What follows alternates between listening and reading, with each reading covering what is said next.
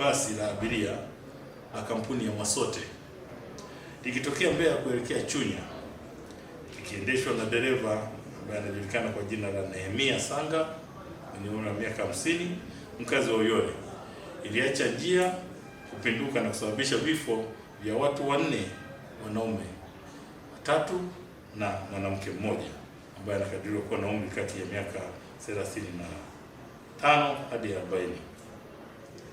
Katika tukio hilo, kati ya watu waliofariki, 2 waliweza kutambulika ambao ni Hamza miaka 30 na Matilda Mwambanganya mwenye umri wa miaka 30 hadi 35.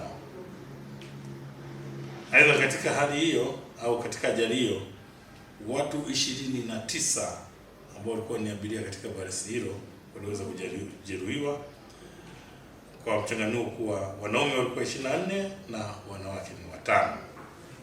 Majeruhi waliolazwa walikuwa ni 11 na wengine 18 waliweza kutibiwa na katika hospitali ya Rufaa Mbeya na kuruhusiwa kurudi nyumbani. Kwa hiyo walioruhusiwa wanaume walikuwa 17 na mwanamke mmoja. Chanzo cha ajali hiyo ni uzembe wa dereva wa gari namba T 134 DFB kushindwa kulimudu hilo gari katika eneo hilo la kona kali, kisha kuacha njia na kupinduka. Hivi sasa ninavyoongea, dereva huyo naye ni miongoni mwa majeruhi walioweza kunusurika katika ajali hiyo. Yuko anaendelea na matibabu katika hospitali ya Rufaa Mbeya, lakini yuko chini ya ulinzi wa jeshi la polisi.